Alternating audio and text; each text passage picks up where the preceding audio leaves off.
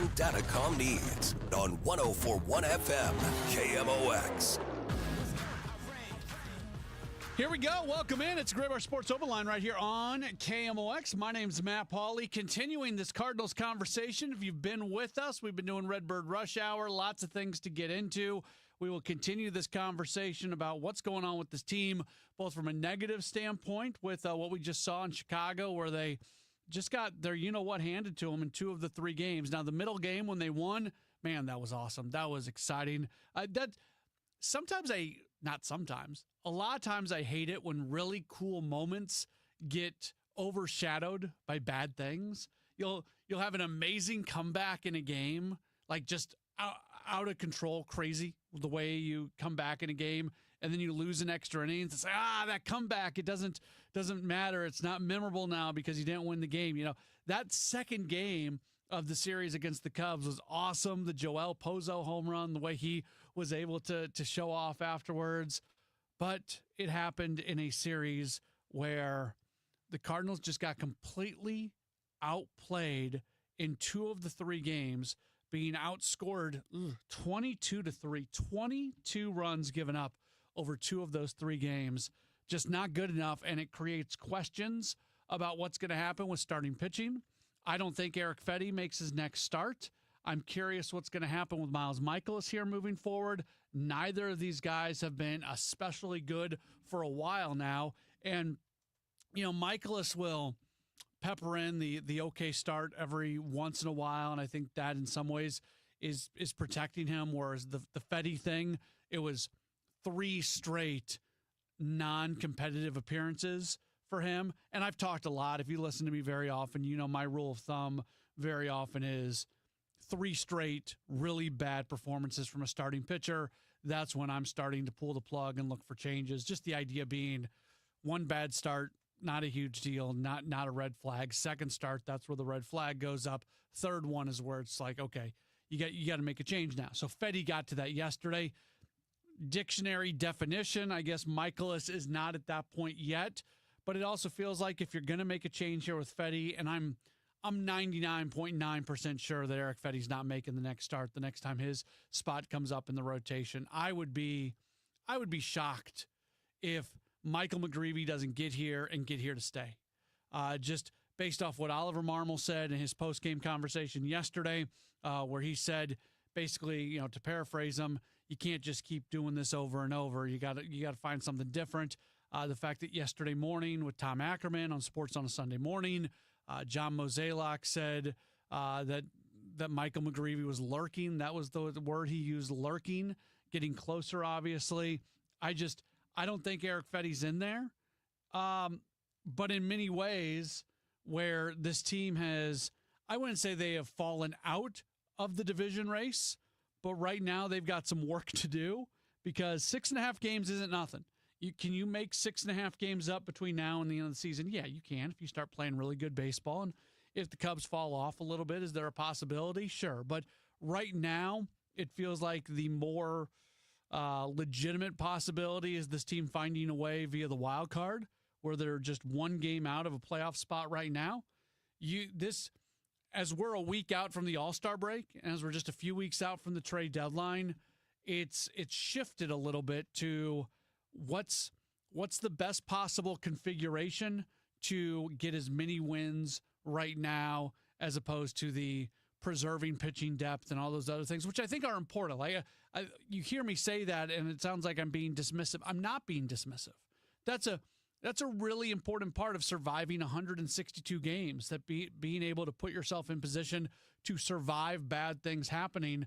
And the Cardinals, to their credit, when it comes to starting pitching, they have done that. But you're at an intersection right now. And which way are you going to turn? Are you going to be able to plow forward? Where are you going to go? What are you going to do? And making a change in the rotation, where right now 40% of your rotation has been giving you more uncompetitive starts than anything else. To me, and I think to a lot of people, it feels like it's time to make a change. Is there a scenario where they take Fedde out of the rotation and they give Mikolas another start to see? That's a possibility. I won't love it, but I'm not going to be up in arms about it. But there's going to be some changes happening here. And you have the other kind of not sidebar, but the other sort of thing that's hanging out there is the fact that you do have the All-Star break coming up. How you want to, is that going to impact any type of decisions that go on with bringing guys up, so on and so forth? AAA is basically, takes the All-Star break as well, so it doesn't have the same impact as maybe it did in previous years, but that's just another thing out there that could play into this as well if you want to wait until after the All-Star break to bring somebody up just to kind of make it a clean start so it's not a little bit of a herky-jerky start to somebody's full – like I'm saying somebody's. I'm talking about Michael McGreevy, obviously. If you don't want to have a herky-jerky start to Michael McGreevy's full-time entrance into the rotation where you would want to bring him in after the All-Star break, I think maybe that was something that was in the back of their heads at one point in time. It's probably not in the back of their heads anymore. After what just happened in Chicago, to me, that was startling enough that it's worth a decision to be made. And I am very curious what it's going to look like tomorrow. What is it going to look like tomorrow when we get to Busch Stadium, where there are teams out there, there are situations with bad moments and seasons for teams where you go through that. And sometimes it's right to just kind of stay the course.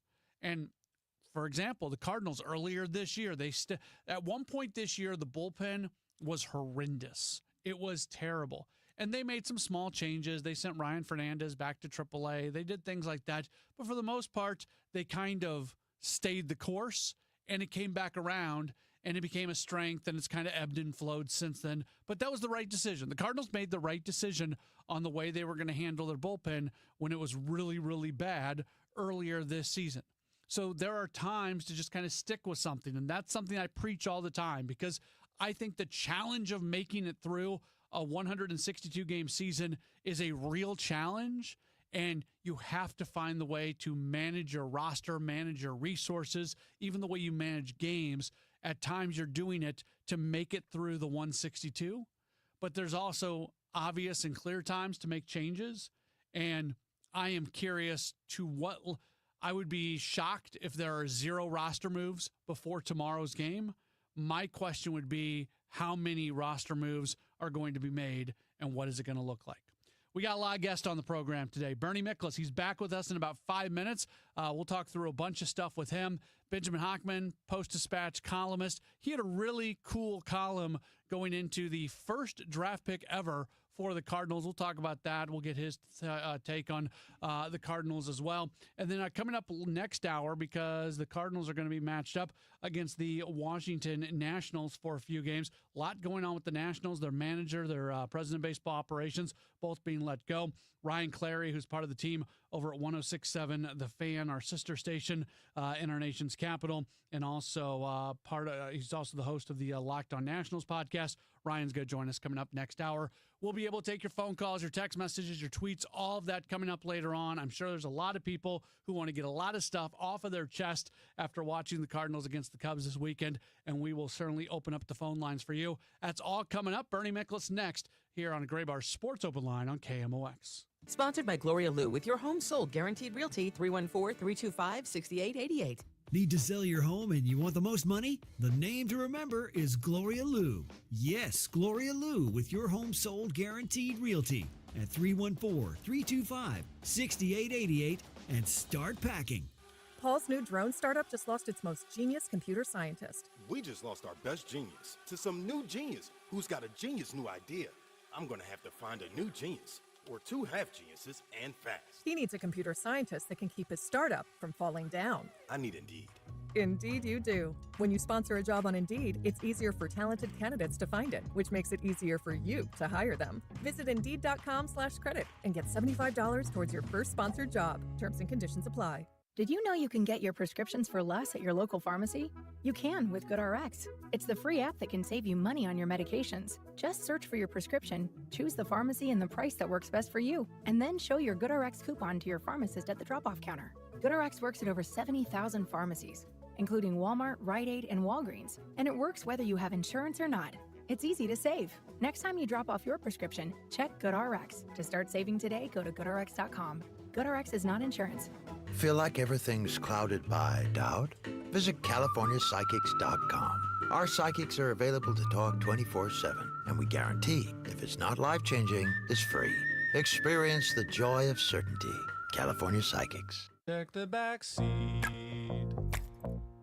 Check the back seat. Gets in your head, right? Good, because every year dozens of children are forgotten in the back seat. Cars get hot fast and can be deadly, so get it in your head. A message from NHTSA and the Ad Council. I'm Ed Evans, CEO of Consumer Cellular. No, we're not one of the big guys. Truth is, we don't want to be. If you're over 50, Big Wireless probably has you paying for more data than you might need. You could be throwing away thousands over a lifetime. We're not here to be the biggest. We're here to bring you something we believe is better. Our plans start at just $20. You'll get the same fast nationwide coverage without the big wireless bill. Call 1-888-FREEDOM, visit consumercellular.com/facts or a store near you. Plans include $5 credit for auto pay and e-billing. See site for additional facts.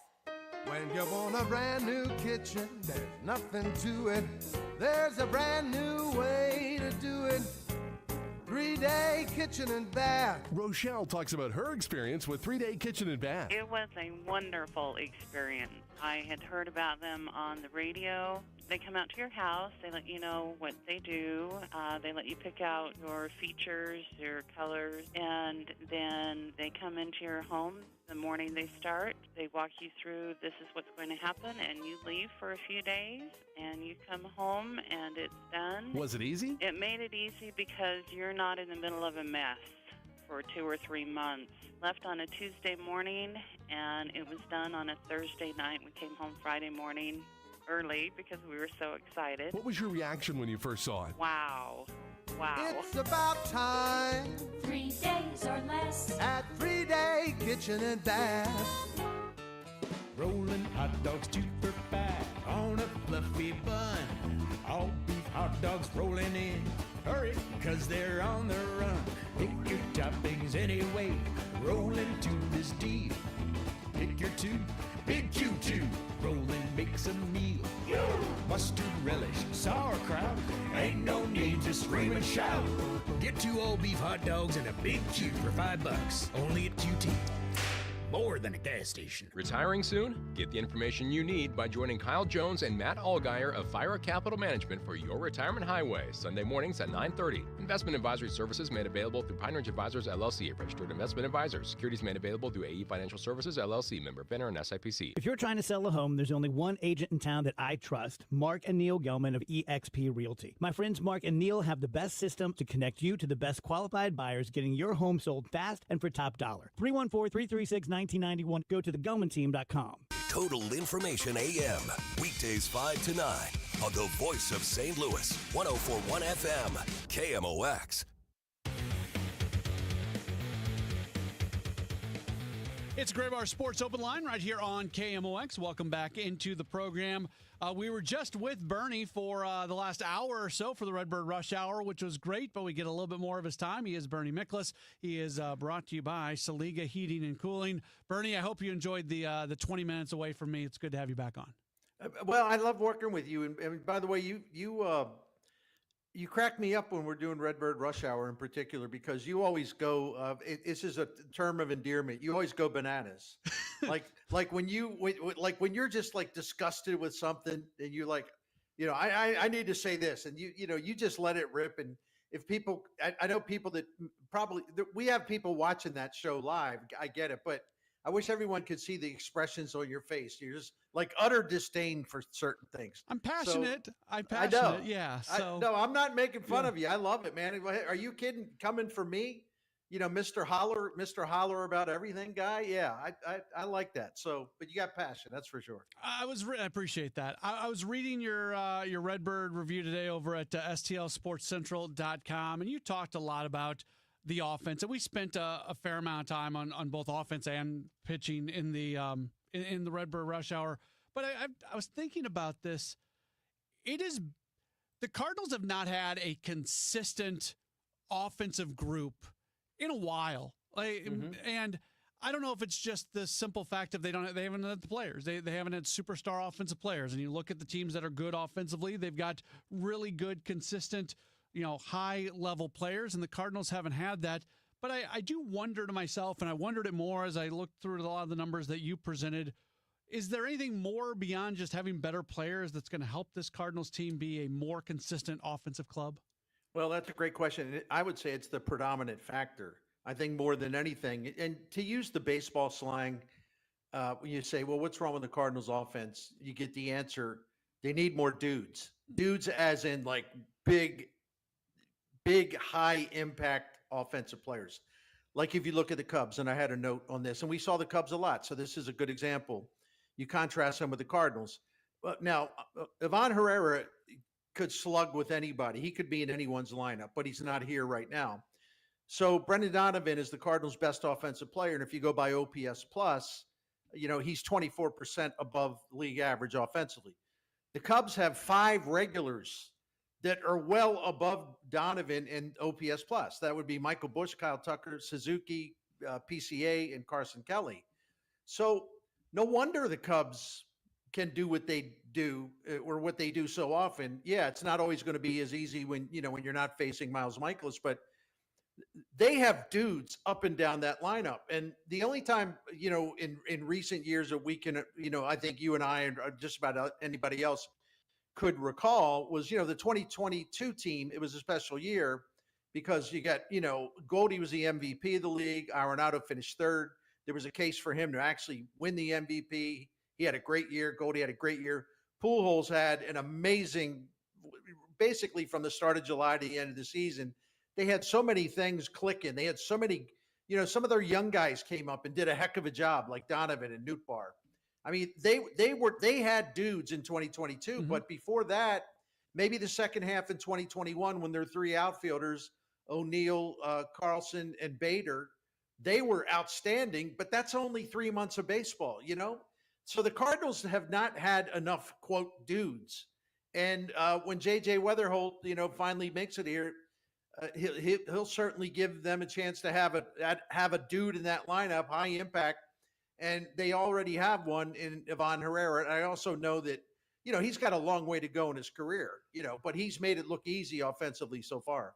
It's a good point about the Cubs. And I think it's also, I'm not trying to shift this towards everything is peachy and rosy because obviously it's not.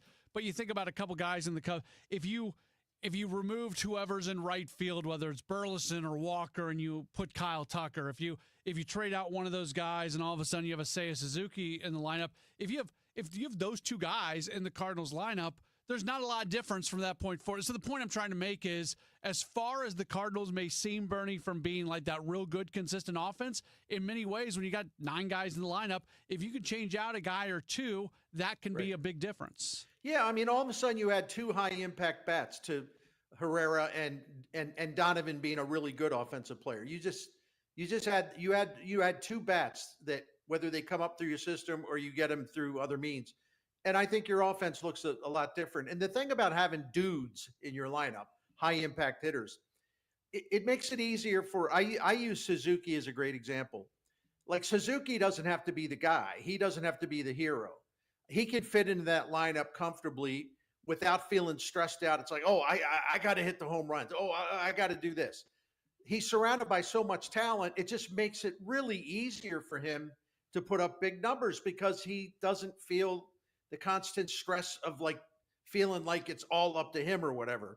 So the dudes play off each other, and the more of them you have, the easier it is for some of your other players because no one's looking to them to be the heroes. And they can fit in on their own time, working on their own game. And, people aren't going to be screaming if they're struggling for, 3 or 4 weeks because everyone else, all the dudes in the lineup are performing at a high level. And I tell you another thing, Matt, real quick. It's funny because I took my 20 minutes or whatever it was before I joined you because I want to start writing something tomorrow about, okay, how do they fix this offense? And there's a couple things really quick. Their performance at leadoff has really deteriorated. I won't go into the numbers, but it has really deteriorated, and that's got to change. I don't know what the solution is. There's a couple different options. The other thing, and I'm telling people what they already know, the Cardinals, especially starting in June and into July, are just handcuffed by left-handed starting pitchers. I mean, they're really, really, really bad, right? Mm-hmm. And the other thing is speed. I mean, the Cardinals among National League teams are 13th in stolen bases, and they're mediocre in terms of their success rate. And they've also had too many guys thrown out on the bases. So the running game is not what I would like to see it be, but I also know they're not built to steal bases. So I don't want to see them running outs either, but they're running into a lot of outs on the bases. And of course, one thing that would improve the offense is getting Herrera back, but also the guys that they have are capable of hitting. They can't go missing for 2 weeks. I mean, they've got to be more consistent. We always knew there was the scary thing about this team, though, is when a bunch of guys go into a slump at the exact same time. And I remember Oliver Marmol talking about this in spring, saying, look, this is a young group. There's going to be times where guys go into slumps. It just seems like, Bernie, everybody slumps or everybody excels at the exact same time. It really does. It really does. I mean, listen, the Cardinals are going to lose games to the Cubs, and and listen, the Pirates have been. Yeah, I know they were lousy in Seattle, but the Pirates have been an improved team. So when you go into a series and you're going to face Skeens and you face Mitch Keller, I mean, it's not easy to win either one of those matchups. But I tell you what, man, they've been. We're talking about the Cubs and the Pirates, just the last 7 games, or the last 7 losses, I should say, against those two teams. I mean, they've been shut out 6 times in the 7 losses. I mean, there's no justification for being that bad. But to your point, it's a bunch of guys going ice cold at the same time. Last thing for you, and this kind of bugged me the last day, because we found out that the Nationals move on from their manager and from their GM, and a lot of people who don't like Oliver Marmol and John Mozeliak jumped out and said, why don't the Cardinals do that? And this year, the Cardinals have 48 wins. The Nationals have 37 wins. Last year, the Cardinals had a winning season. They had 83 wins. The Nationals last year had 71 wins. There's a disconnect somewhere with people who dislike those two individuals so much that they take any opportunity to try to compare what is just a horribly wretched situation in Washington to a situation in St. Louis that right now isn't great, but has a game out of a playoff spot. Yeah, see, what I don't like about whatever criticism, listen, Mozeliak is a different story, because it's just he's been around too long. He's on the way out. He's going to be unpopular, and that's all there is to it. I respect people that can give me educated, enlightened, legitimate criticism of Oli Marmol and make the case. But just thrashing around and slobbering around and spitting all over X, there's no reason for me to take those people seriously. Oli Marmol, based on the run differential so far, the Cardinals are actually 2 games better than they should be in terms of their record.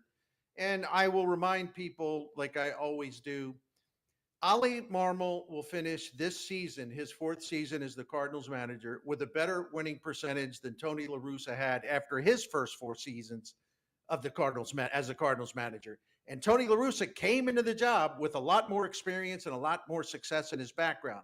Marmol was a rookie, basically. So how do the haters reconcile that? Well, with me, they've tried to reconcile it, and they're easy to just swat away because they don't base anything on facts. It's like, well, La Russa inherited a terrible situation. No, he didn't. Bill DeWitt and his partners bought the team. Jocketty was making trades left and right. They went to Tony before 96 as first year. They said, what do you want? What do you need? He put together a checklist. They went out and signed or traded for so many guys. That team had a lot of talent in 96. Mm-hmm. So I don't want to hear this crap about how, well, he inherited an awful situation. What? And you think Marmol inherited a great situation? They're about after the Pujols years, ownership, starts reducing payroll. The farm system went bad. The player development system went bad. It got so bad they were behind in technology, facilities, tools. They don't know how to develop prospects. What the heck did Oli Marmol have anything to do with that? The payroll going down and the farm system and the development system getting so bad that they're spending $15-20 million this year to make it right and bringing in all these new people to do it. Oh, but that's Oli Marmol's fault. Okay, whatever you say, champ. That's Bernie Miklasz. Great stuff. Bernie, you're brought to us by Saliga Heating and Cooling. As you cool down a little bit here, can you tell us about our friends over at Saliga? See, Yeah, I will, but I'm telling you, man, you have a bad impact on me. You got a bad influence on me when you're going off on the Redbird Rush Hour. I love it. I love Matt Pauley. Anyway, Bernie Mickles coming to you on behalf of Saliga Heating and Cooling, a Daikin Comfort dealer. The Saliga family has been taking care of generations of St. Louis families just like ours since 1927.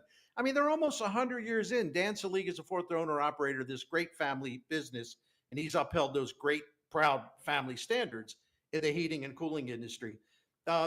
Family owned and operated for nearly 100 years, as I mentioned, Saliga offers free estimates and financing options, still has the best and most trustworthy customer service in St. Louis.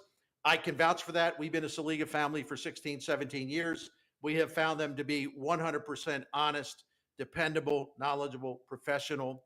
They will work with whoever calls them to look for cheaper solutions to a problem instead of trying to talk you into a big expensive solution when you don't really need that. So their integrity is beyond reproach, and that's one of the many things we love about them. But one other thing before I go, I highly recommend Saliga's Priority Club. It's a maintenance plan. It's going to save you money because it extends the life of your current equipment, and that has been our experience. We have saved money as being part of this Priority Club. So if you want to find out more, you go to SaligaHeatingCooling.com, SaligaHeatingandCooling.com. Thank you. Chris Ranji for Siteman Cancer Center, and you have to know that you are somebody's favorite person, and your health matters not just to you, but it matters to people who care about you. Getting screened early for any cancer, whether it's colon or breast cancer, prostate cancer, or lung cancer, it is important to do that. Siteman has set up a website called GetScreenedNow.com, and when you go to it, it's going to help you find a location nearer you. If you live a little farther out from St. Louis and don't want to make the trip into the city, you can get screened closer to home. GetScreenedNow.com, because for me, I'm over 45. It's time for that colonoscopy. Third leading cause of cancer-related deaths in both men and women. And GetScreenedNow.com will help you find a location that is good for you. Doing it early, really, really important. GetScreenedNow.com. Don't get lulled into believing the IRS is getting soft. It's just the opposite. Hi, this is Lance Story with the Lance Story Law Firm. We are being told by IRS collection officers that their higher-ups are demanding that they get more aggressive than ever. So don't ignore them any longer. Level up. If you have unfiled returns, unpaid taxes, levies, or liens, call the Lance Story Law Firm today and let us get between you and the IRS. We'll protect your rights, including your right to appeal or even your right to take the IRS to tax court. Remember, IRS problems are legal problems, and they need to be handled by an expert attorney team who's done it for decades. So call the Lance Story Law Firm today. We're local. Our office is right here in St. Louis, or visit Lance, DRURY, law.com to schedule your free consultation with your local tax resolution law firm, the Lance Story Law Firm, 314-260-6120. The choice of a lawyer is an important decision and should not be based solely upon advertisements.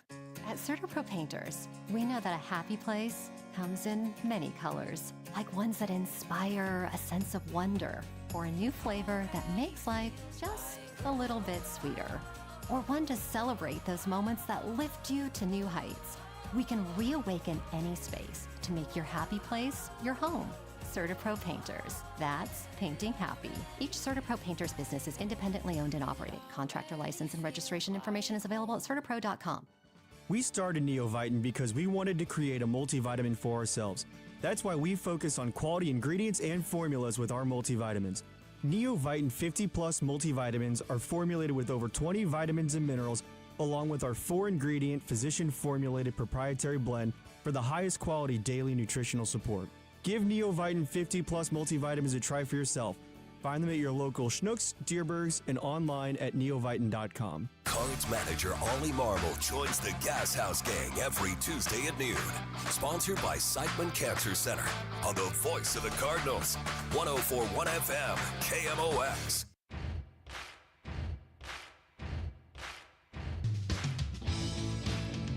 It's Graybar Sports Open Line right here on KMOX. We appreciate you taking some time with us. We will give you an opportunity to call in, chime in on what happened to the Cardinals over the weekend. But right now, want to welcome on to the program. He is a friend. He is a columnist with the Post-Dispatch and STL Today. He is Benjamin Hockman. Ben, always appreciate you taking some time with us. How are you? I'm doing real well. How are you, Matt? I am good. I'm glad to be talking to you a little bit. I wanted to have you on for a couple reasons. First off, you wrote a piece going into the Cardinals' first ever draft pick going back to the summer of 1965. I didn't. I learned as I read your story, which is awesome. But Joe DeFabio, a guy who did not get to the big leagues despite being that first pick. What motivated you to kind of go back into the history books and learn a little bit about Joe DeFabio?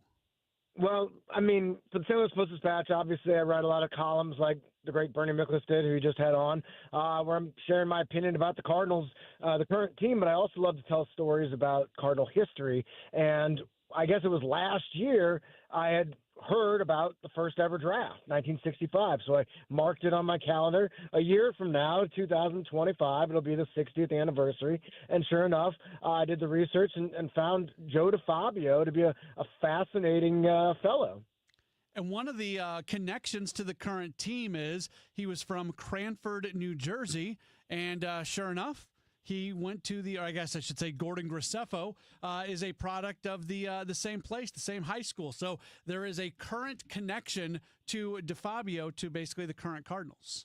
I couldn't believe it. It's not like DeFabio's from like Philadelphia. There's another guy from Philadelphia on the Cardinals. No, there's a small town, Cranford, New Jersey, and that's where Joe DeFabio grew up. And he was a high school phenom who went on to pitch at Delta State, which is in Mississippi, and his ERA, his final year there, was 0.55. It basically didn't have an ERA.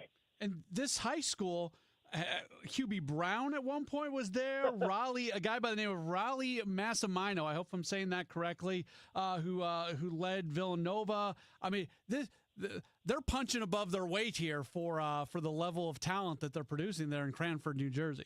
Yeah, how funny is it? Raleigh Massimino and Hubie Brown were both baseball coaches of Joe DeFabio, the Cardinals' first ever draft pick in the 1965 draft. And they, of course, both go on to be legendary basketball coaches. I don't want to take away too much. I encourage everybody to read this at STL Today.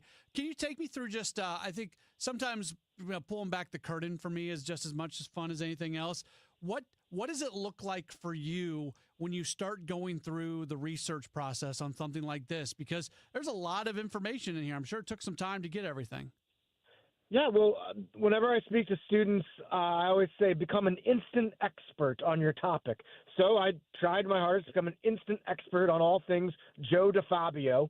And I have access to newspapers.com, so I was reading old articles from the New Jersey papers and, of course, the St. Louis papers. And I reached out to his family. To Facebook these days, you can find almost anybody. So I found his nephew and chatted with him. And that was a fun thing, too. His nephew is a card collector and actually runs an online store. And he didn't know about Gordon Graceffo, who went to the same high school as Joe DeFabio, and he realized that he had a Gordon Graceffo autographed rookie card right there on the desk in front of him. So, yeah, you become an instant expert, and I love weaving in Cardinals history as much as I can. How cool is this?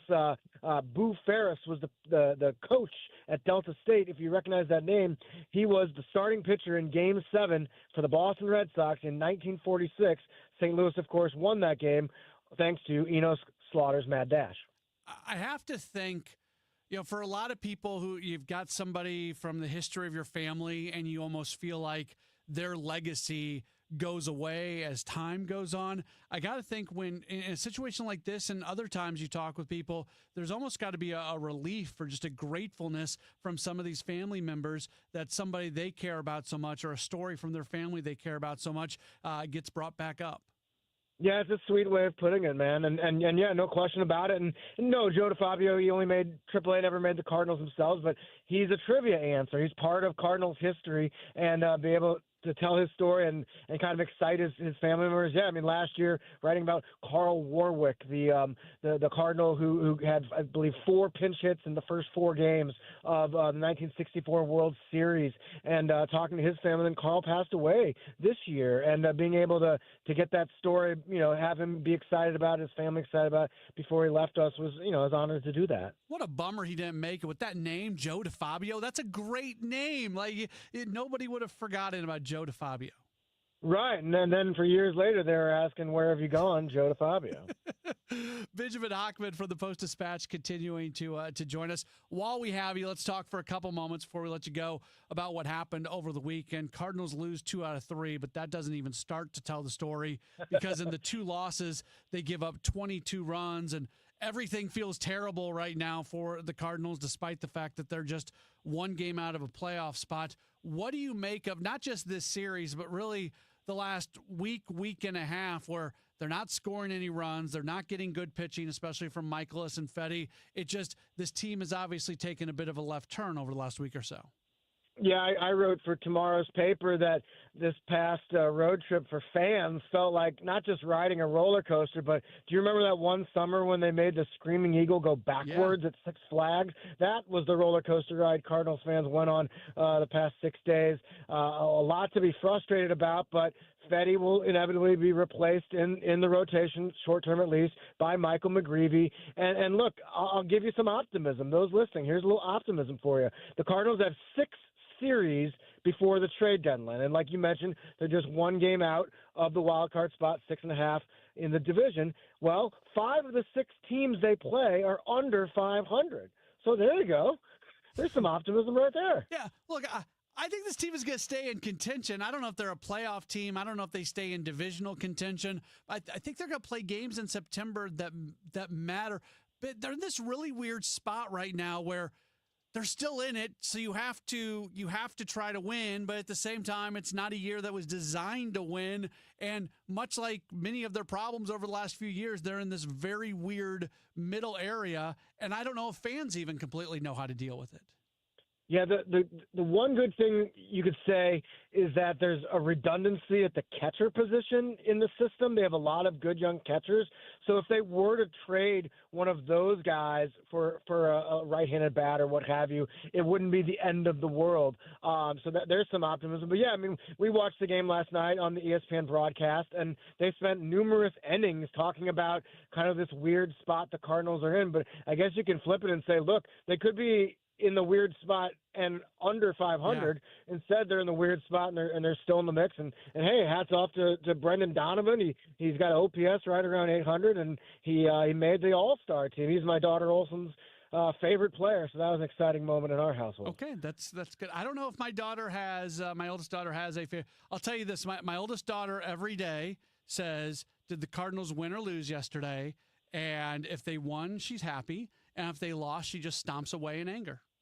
Oh wow! Yeah. Okay, that maybe. I mean, I'm not advocating lying all the time, but maybe just to save the day, just tell her they're on a big winning streak. I mean, she's fine. She's 6. She's fine 2 minutes later. Okay. Oh, good. All yeah. Right, good. So that's all right. Benjamin, we encourage everyone. This is a really fun piece that you put together on the first ever Cardinals draft pick, Joe DeFabio. I learned a lot reading this. I think a lot of people will learn a lot reading it. So go to stltoday.com and read it. Thanks so much for the time, and we'll see you at the ballpark hopefully this week.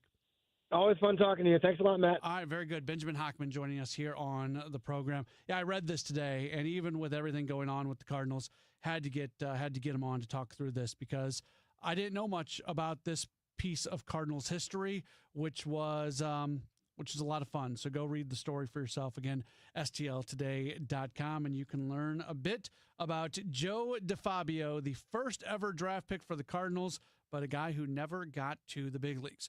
All right, here's what we've got. So we got about a half hour or so, a little bit less than that. 7:20. That's when we're going to have our next guest on the program.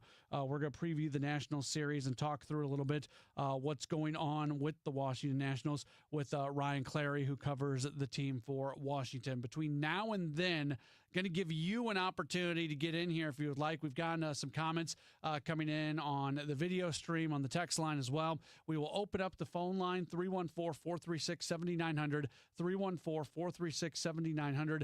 This is your opportunity to chime in. How are you feeling? Are you at a spot right now where, you know what, Cardinals are still just a game out of a playoff spot, even with a terrible couple games during the weekend? Or is this something that you feel like this is the precursor of things to come? We can discuss all of that. Don't go anywhere. It's a Graybar Sports Open Line on KMOX. Two legendary bands, one epic night. Collective Soul and Live are bringing the rock to St. Louis.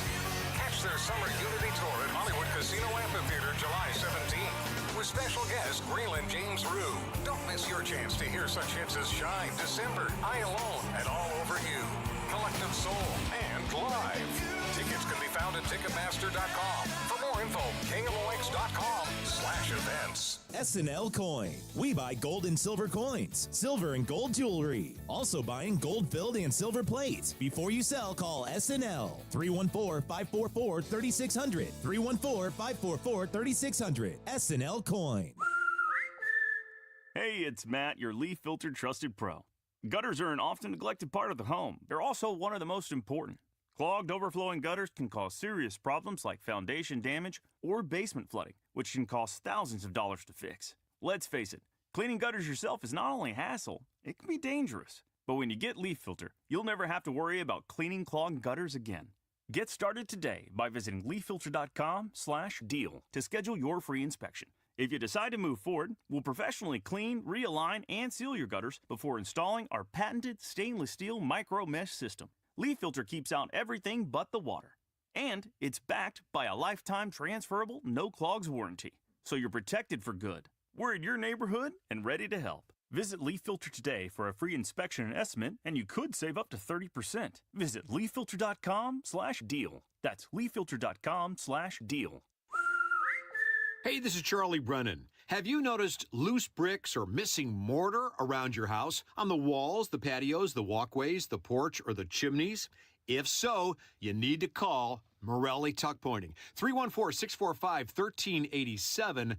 You might need one of two things: solid tuck pointing, the removal of old mortar with the replacement of new mortar throughout an entire wall or chimney, or maybe just spot tuck pointing. Spot tuck pointing involves the tuck pointing of a particular wall, a chimney, or other masonry surface in an area where it's needed the most. One example might be settlement cracks, usually found above or below windows or doorways. 314-645-1387. Call the company that the Brennans have called when we've needed tuck pointing. Morelli Tuck Pointing, the masonry specialists. Winner of the Angie's List Super Service Award every year since 2005. 314-645-1387, MorelliTuckPointing.com.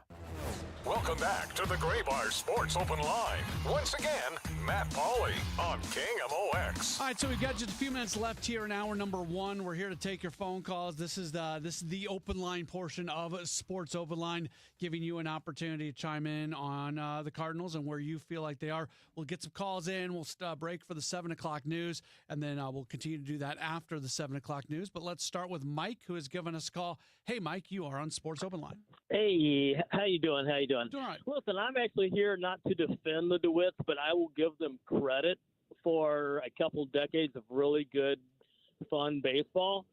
But I also have to criticize them because I squarely put this 6-game deficit, 6.5, whatever, on ownership because they, and I don't want to say they're cheap because they're paying the money, but because of their stubbornness or whatever you want to call it, they keep running Michaelis and Fetty out there.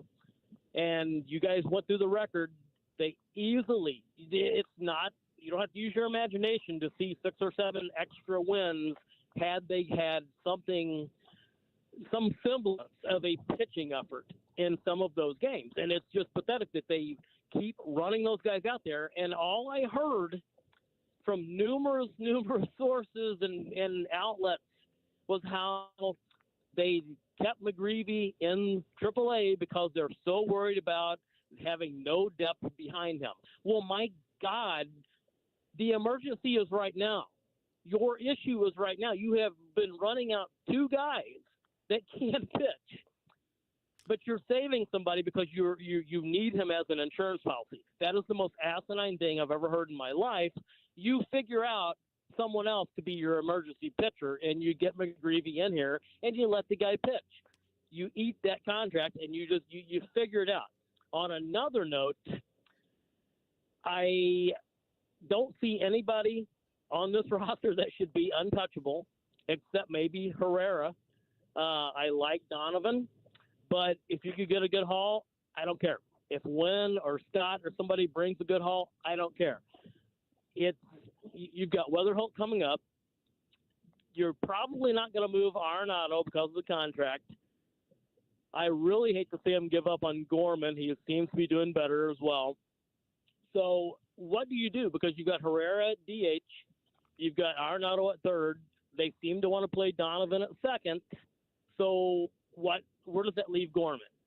So I guess my question is there a possibility that they actually address that middle infield situation? And what does that look like in your opinion? And I'll hang up. Thank you. You bet, Mike. Appreciate the phone call. So a bunch of stuff that you said right there.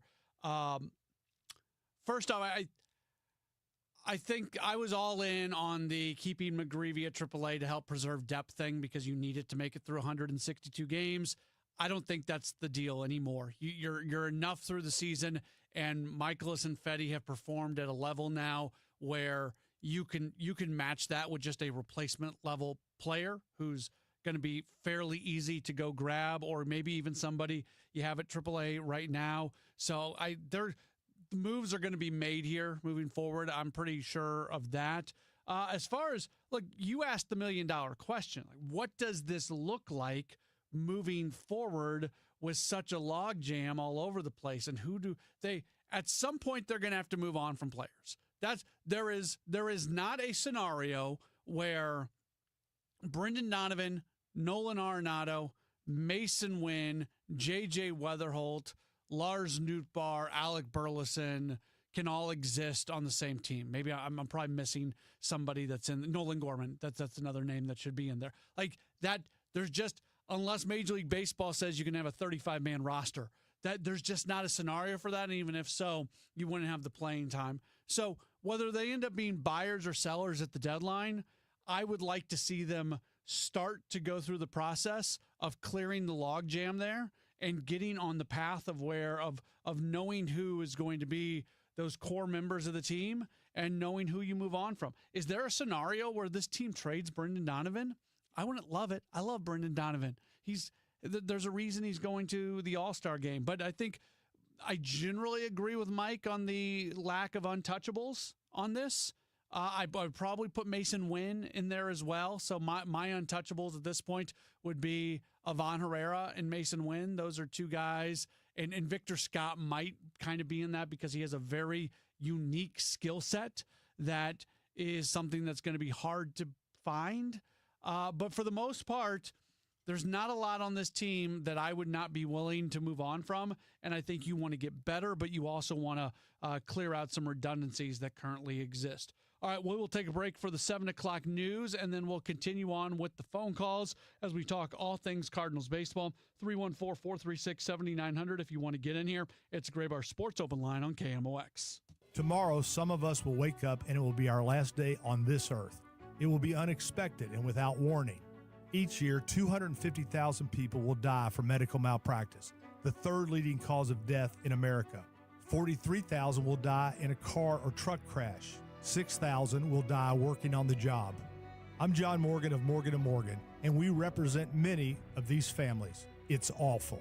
Unfortunately, many times some of these family members are not speaking and never get to say, I'm sorry or goodbye. If you're at odds with a loved one, listen closely. Pick up the phone. Call them. Say you're sorry. I promise a huge burden will be lifted from your heart and your soul will be renewed. Even if you're not wrong in your own mind, it doesn't matter. Death is bad enough. Death without closure and love will follow you the rest of your days. Trust me on this. Morgan & Morgan. Injured? Dial Pound Law or visit forthepeople.com for an office near you. Hey St. Louis, this is Ben Barnett, board-certified master arborist and owner at Timberline Professional Tree Care. As a local small business owner for the past 24 years, I always do my best to shop local and support our community. Recently, 2 of the largest tree contractors in the region have sold to out-of-town investment groups. This means that the new owners of these companies are not invested in quality, customer satisfaction, or safety, except for how it affects their bottom line. Timberline Professional Tree Care was founded in 2001 and is focused solely on giving you, the customer, the safest, highest quality product while providing the best customer service before, during, and after the job. I've poured my heart and soul into tree care for the past 24 years, and we aren't going anywhere. When it comes time to take care of your trees, I ask that you shop local and call me, Ben Barnett, at Timberline Professional Tree Care, 636-479-7475, or online at stltreecare.com. Tom Ackerman for Busey Bank and Building Community. We are proud to recognize Doorways as a building community partner. Doorways helps those who are invisible and ignored by society, people navigating poverty, homelessness, and serious illnesses like HIV. While HIV has become treatable, the number of cases continues to rise in the disenfranchised community. Building community means nobody should be invisible. Learn more about Doorways at doorwayshousing.org. This is Pat Buring, Executive Vice President of Busey Bank. I'm so proud to recognize Doorways, the only agency in the region dedicated to providing housing to individuals living with HIV and their family members. Doorways sees to it that clients receive on-site services to manage their lives, opening doorways to independence and opportunity. That's what building community is all about. Join Busey. Get involved as we continue building the communities we call home. Life insurance. Why are you putting it off? Can't afford it? Too much hassle? Think you don't need it? There's lots of excuses for putting off life insurance. But if you weren't there, who would pay the mortgage and other bills? With Ethos, you could be covered in 10 minutes and boom, family protected. Ethos, fast and easy online term life insurance. Up to $2 million in coverage with no medical exam. Some policies as low as $1 a day. Answer a few health questions and get your free quote at ethos.com/radio. That's ethos.com/radio. Career changers, including veterans and active duty service members. Your transition starts here. Go from GI to IT in a matter of months. Become a certified cyber warrior with training at My Computer Career. Cybersecurity specialists are in high demand, offering IT pros great opportunities and a rewarding lifestyle while protecting our people, liberty, and treasured institutions from cyber threats. Deploy your career in IT today at mycomputercareer.edu/CWP, an elite CompTIA certification partner. VA education benefits are available to those who qualify. Winner of 4 Edward R. Murrow Awards, including Overall Excellence. KMOX AM St. Louis, KMOX FM Hazelwood. Always live on the free Odyssey app. This is CBS News on the Hour, sponsored by Progressive Insurance. I'm Jennifer Kuiper. At least 104 people have died in Texas flooding, most of them in Kerr County, where the Guadalupe River rose 26 feet in 45 minutes early Friday. CBS's Maurice Dubois is there. We made our way to Camp Mystic along the Guadalupe River in Hunt, Texas, an all-girls Christian summer camp that was destroyed. It's like a needle in a haystack. Yeah. Inside the camp, we met Fletcher Cordell as he searched for what was left of his 11-year-old daughter's belongings. Olivia was rescued by helicopter as the deadly river rose 26 feet in less than an hour. 27 campers and counselors were killed in the flash flooding, including 18-year-old Chloe Childress, a counselor who had just graduated from high school. Flash flooding in central North Carolina has left 1 person dead and 2 missing. Up to a foot of rain fell in places. Hundreds had to be rescued, and many now have to find a new place to live. Taza Satterwait was nearly trapped in his apartment as the water quickly rose in hard-hit Chapel Hill. The level was going up, so I couldn't open the door. So I had to jump out the window, jump in the water, and then get up the stairs and go up top of the step. Many roads and bridges were washed away. There was also widespread flooding across south central Virginia from what was Tropical Storm Chantel. The Dow, NASDAQ, and S&P 500 closed down today on tariff concerns. The Trump administration stepped up pressure on trading partners to make deals before punishing tariffs imposed by the U.S. take effect. PNC chief economist Gus Fauché. I think that does have investors concerned that we could see additional tariffs on other countries, and that's going to be a drag on U.S. economic growth and on global economic growth.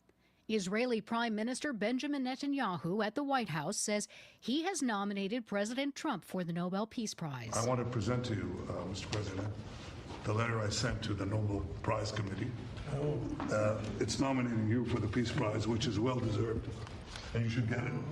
Netanyahu says the president is forging peace in one country, in one region after the other.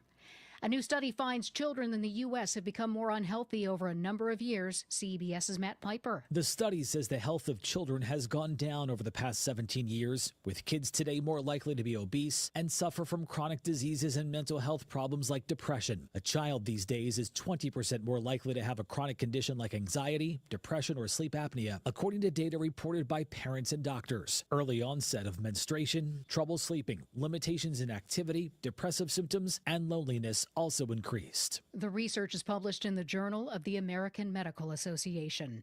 This is CBS News. Think O'Reilly Auto Parts for all your car care needs. Get the parts and service you need fast from the professional parts people at O'Reilly Auto Parts. At 7:03, it's a partly cloudy sky. Right now, 85 degrees downtown at the Arch. Everybody's got to eat. That's the crux of a grocery tax debate in O'Fallon, Illinois. The state's 1% grocery tax is set to disappear as of January 1st. So now cities are considering passing their own versions of one. O'Fallon Finance Director Sandy Evans. Belleville, Shiloh, Fairview Heights, all of our neighbors also are retaining this 1%. But Councilman Todd Roach is opposed. The reality is that it was taken away. It's a tax that was given back from the state that now we're reimposing. So we are asking residents to pay more than they would. The concern is that the city's cut of the state tax was about $1.2 million, money that other council members say pays for everything from street and bridge improvements to police officers. Council members vote on their grocery tax at a meeting that starts this hour. A mistaken address resulted in a fatal shooting in Farmington. Shortly before noon Sunday, Farmington police were called to Hilltop Apartment Complex for a shooting. Austin Atnip, a resident of the apartment complex, says he heard the gunshots followed by shouting. He stepped outside to find his neighbor holding a gun and the victim bleeding out. He says while his neighbor claimed the man was breaking into his apartment, Atnip says the victim's friend who dropped him off told him a different story. They were dropping Javon off to a friend's house. He was not trying to burglarize anything. He just went up to the wrong door. Atnip says he heard no shouting before the initial gunshots. He adds his neighbor fired up into the apartment breezeway from the parking lot. The Farmington Police Department took the shooter into custody and continues to investigate. No charges have been filed at this time. Sean Malone, KMOX News. A downtown dragnet put a stop to a fireworks war. That's when folks meet up and shoot fireworks at each other. St. Louis City Police say it happened downtown. An officer was hit by a firework and had minor injuries. In total, 86 people were taken into custody over the weekend, most related to fireworks. 58 of those arrests were juveniles, the youngest being 12 years old. And a 13-year-old was arrested and had a gun on him. Speaking of guns, since July 3rd, 60 firearms have been confiscated by city police and sent to the crime lab, including some full autos. And the department says when parents were reunited with their kids in cuffs, they were given citations for their kids' actions. In downtown St. Louis, Stuart McMillan, KMOX News.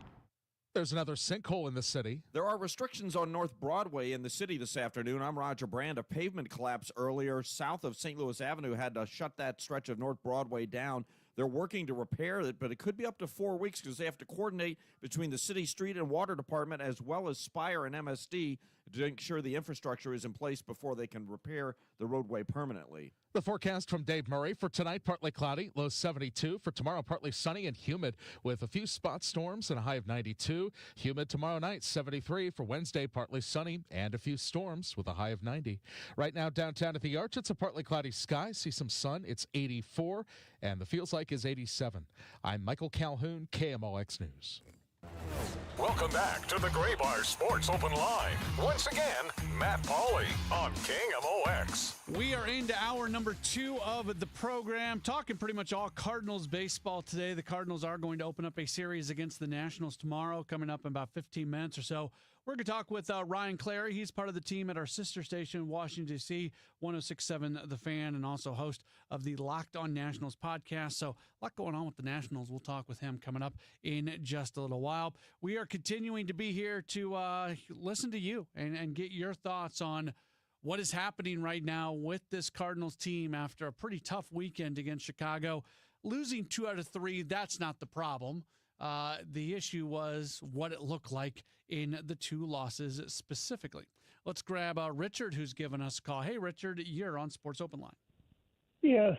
My solution to fixing the Cardinals' infield and pitching problems is to trade Nolan Gorman to Oakland for Luis Severino. And that gives us, and bring up McGrady, that gives us 2 new starting pitchers. And I would also like to add that I'm calling from California, and that I've been a Cardinal fan since 1964. All right, Richard, appreciate the phone call for sure. With all due respect, I don't love that trade. Luis Severino, now admittedly, Severino's bad season that he's having right now is very much connected to the fact that they are playing their home games in a minor league ballpark in Sacramento. You look at his home road splits this year, it is quite different. He has been terrible at home, good on the road, and again, that has a lot. Let's see, he has a 3.04 ERA away from West Sacramento and a 6.04 ERA in West Sacramento. So that's an argument for Luis Severino. Let me get to my argument against him. He signed a 3-year, $67 million deal. So you bring in Severino, and all of a sudden you're on the hook for the final 2 years of that $67 million contract, unless he was to opt out after the 2026 season. And you're doing that you're giving away a guy in Nolan Gorman, who is currently making less than $1 million, has not yet hit his first year of arbitration, and who you have under contract control through 2029. I'm not completely adverse to moving on from Nolan Gorman, but based off what we've seen lately, I'm a little bit more encouraged with what he has been able to do, and I'm not convinced that Severino's contract is something that you want to add, and I am also not convinced that Gorman is the guy you want to move on from. Now, I realize I say all that to say this. Gorman's in a really good stretch right now, very streaky player. He can fall into a not-so-good stretch as well. Speaking of potential trades, Sam sends in a message on he is watching on YouTube, says, what do you think about the Cardinals trading for Spencer Strider of the Braves? Just a thought. I like that more because I think Spencer Strider is an incredible player, and he is going to continue to be that. He's coming back from injury, so it's taking a little bit. At the same time, that's a big contract. That's a really big contract. I don't think the Braves want to move on from him. That's probably the most important thing. I don't see why they would do that. They've got this guy locked in through 2029. He's not eligible for free agency until 2030. Signed the 6-year, $75 million contract. If there was a scenario where you could bring in a Spencer Strider, yeah, I'll jump in on that. I don't think it's something that is likely to happen because even as the Braves have struggled this year, even with them struggling, they are still, I think, what they would view in as a championship window. And they, even if it doesn't happen for them this year, even making the postseason, they're not going to move on from core members of their team like Strider. And you just worked with Strider going through an injury and getting him back. You want to get the best of him and that contract that you signed him to. Nick sends in a message, says, Matt, the Cardinals have said they won't go out and spend in free agency. So how do they fix pitching with not having a star on the team? Just cross your fingers and hope someone emerges. Nick, with all due respect, I think what you've heard to prompt you to send that message is taken a little bit out of context, because the Cardinals are not spending right now. I don't know if the Cardinals are going to spend going into next season. It depends on where they think they're at, and it may depend on what happens this year.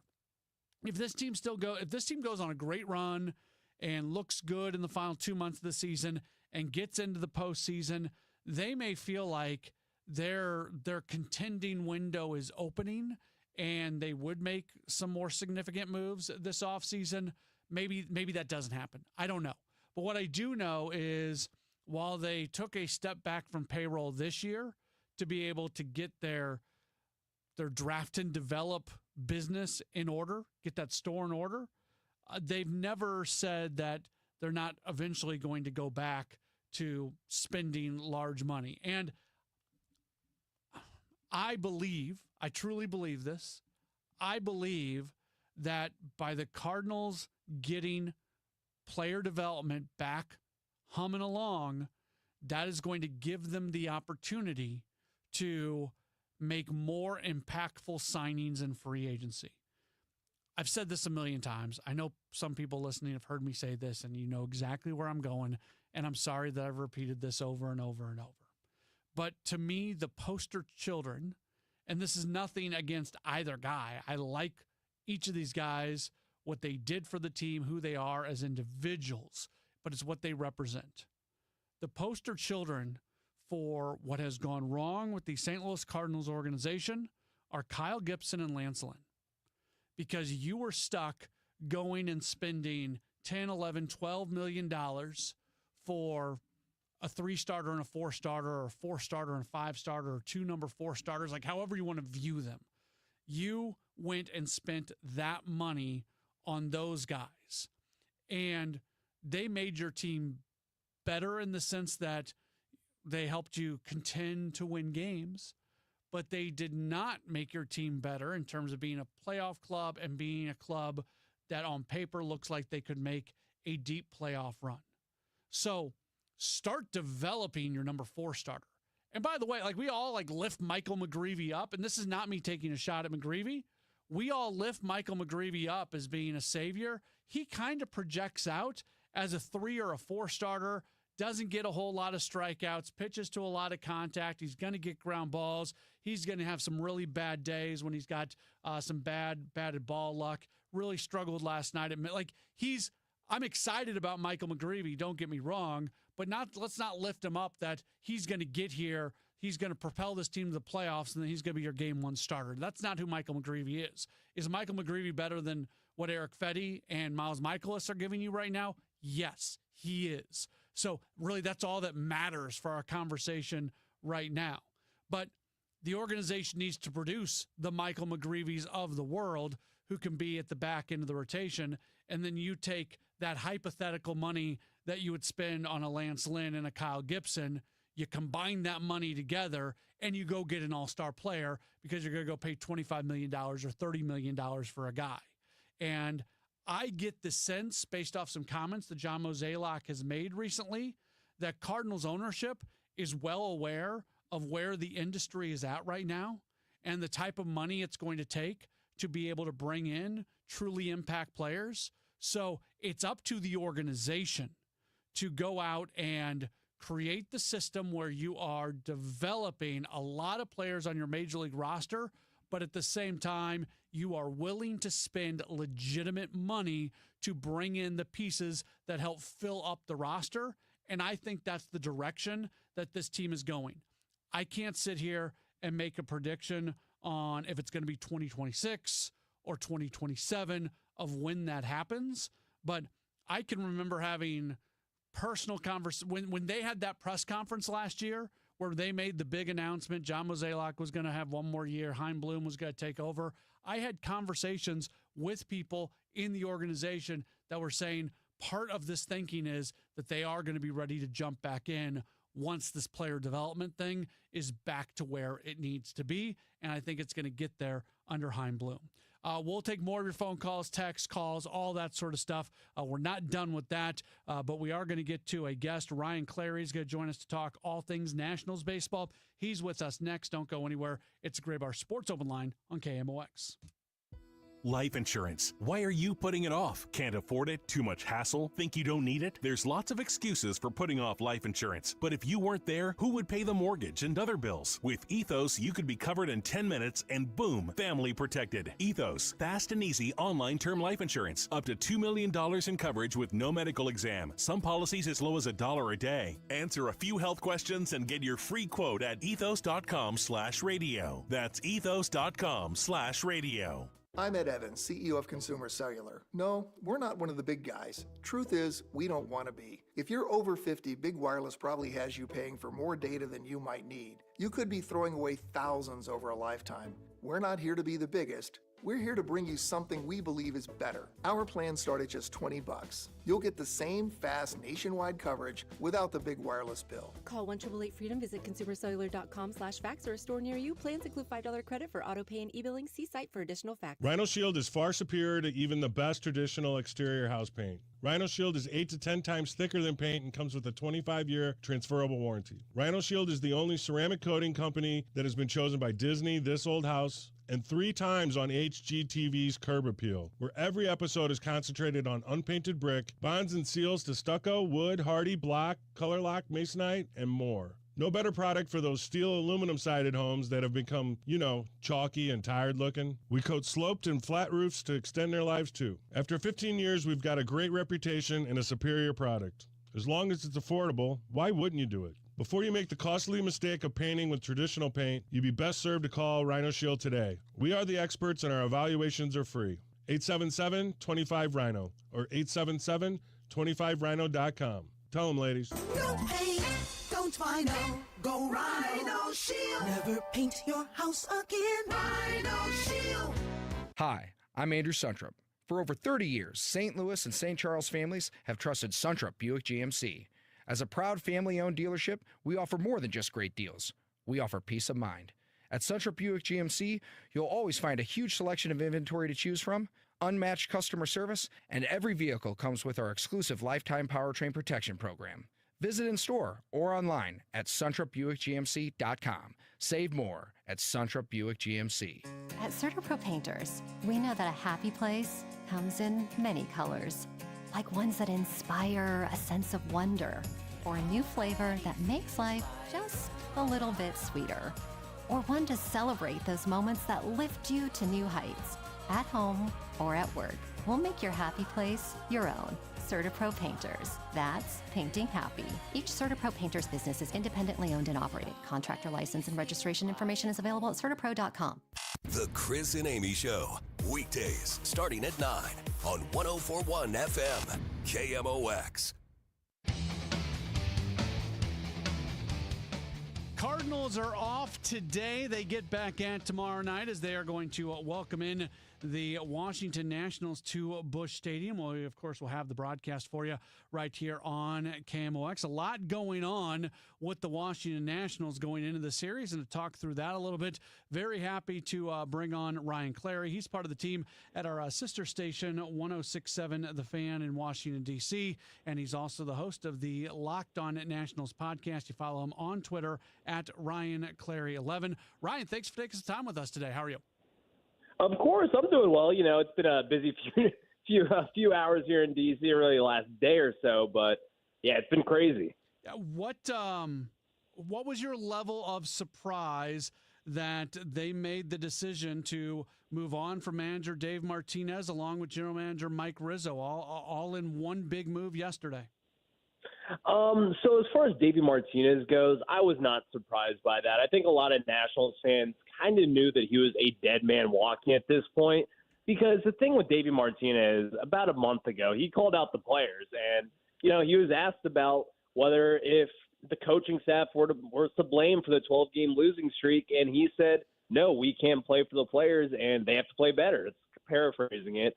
So I think at that moment, that's when fans knew he's going to be gone. We all knew that he was not going to be the long-term answer anymore. So that wasn't surprising.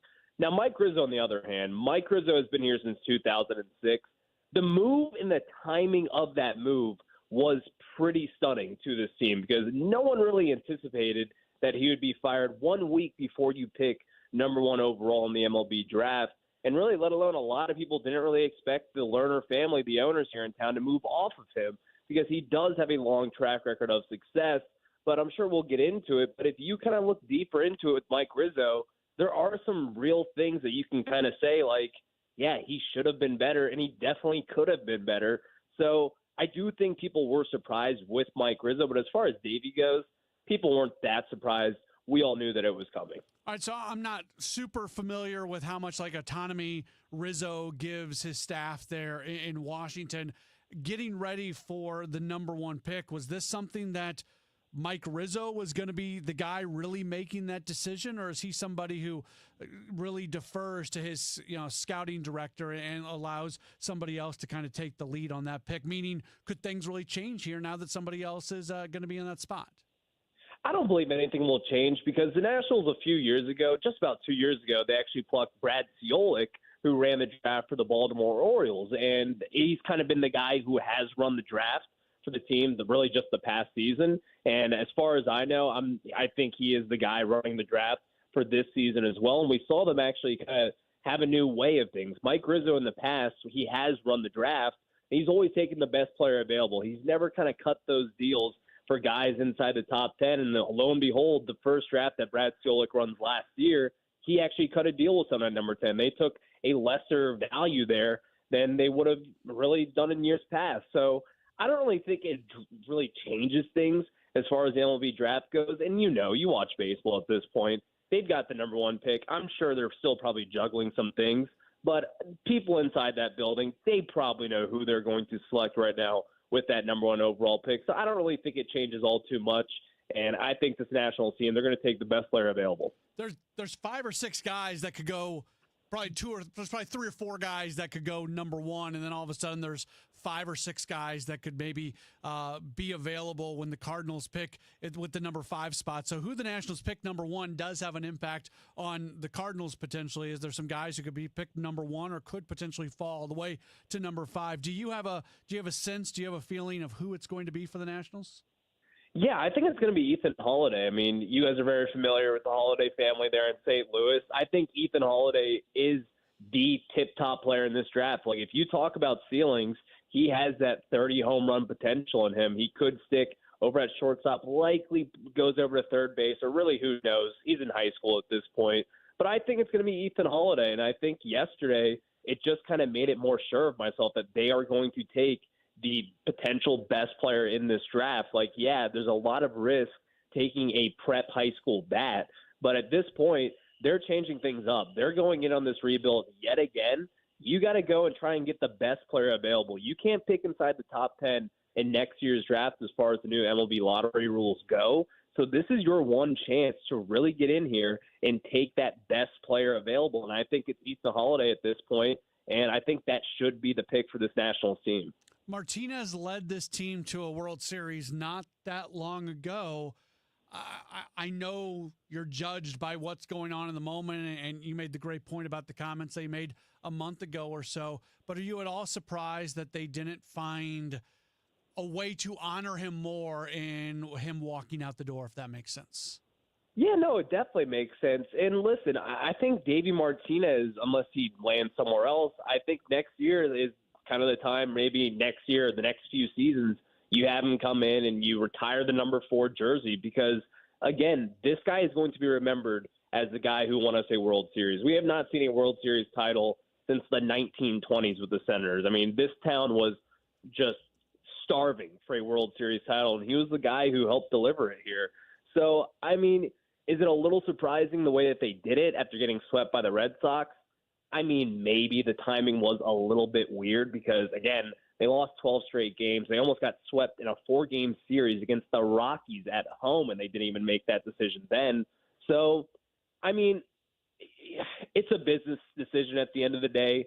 I think Davey Martinez lost the clubhouse a little bit. There were some anonymous reports out there from players saying that they were pissed about his comments just made a few weeks ago. And this team really since then, they've completely fallen apart. So I think as far as your young talent goes, you have to put those guys first. And if Davey Martinez lost guys like James Wood and Mackenzie Gore and C.J. Abrams, your really big young core here in town, then you got to move off him. And so I think they made the right decision overall. We're talking with Ryan Clary from 106.7 The Fan and also the Locked On Nationals podcast. It's been announced that a former Cardinal and Miguel Cairo is going to take over in the interim. This is the second time he's done this in his career. He was the interim manager for the White Sox after Tony La Russa stepped away, so another kind of Cardinal connection right there.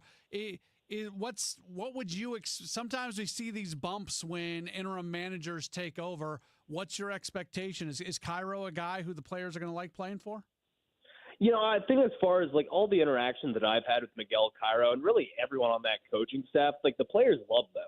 And the players did love Davey Martinez. And I think Cairo goes hand in hand with Davey in that aspect. I mean, he's a nice guy. He's played the game before, being a former player. He's been in that interim manager role there, taking over for Tony La Russa back in 2021 at that point. Like he's been around the game. He knows it. I don't think people are expecting this team to do a complete 180. I don't think Miguel Cairo is going to be the long answer, but his job at this point is to keep these young guys and keep this team in check and overall just play better baseball and make sure that these guys take the steps up. And again, we've talked a lot about the young core here in town. Those are the guys that you really have to focus on because this season is a lost cause at this point. You've got the second worst record in the National League. We're not expecting a 2011 Cardinals run where they went on a crazy ride in the second half there. No one's expecting that at this point. So keep the guys in check. Try to win some games when you can and beat the teams that you should. And I think he'll be just fine. This downturn isn't new this year. When do you see the competitive window starting to reopen once again for the Nationals? I think the competitive window will probably take another 2 seasons. I mean, it really kind of depends what you do with that number 1 overall pick this Sunday night. Like if you take Ethan Holiday and this guy is going to be a superstar, then I think that's going to help you a lot. You've also got another stud blue chip prospect like a Travis Sakura. You guys may not have heard too much about him, but this guy has put up insane video game-like numbers, kind of similar to what Paul Skeens did. He's down in Double-A at this point. We still don't really know when exactly he'll make that push to the major leagues, but he just got promoted. And the Nationals, again, they've got to hit on their draft picks. That was kind of the downfall of Mike Rizzo. And over the years, he simply has not been able to draft and develop. And if they can do that, even if it's just a few guys, spend nicely in free agency and get a few key veteran pieces, I think this team could potentially win in 2027. Talked about the legacy of Dave Martinez. Is the legacy of Mike Rizzo somewhat the same, or is it different for him? Oh, I think Mike Rizzo's legacy here, I mean, he is Nationals baseball, quite literally.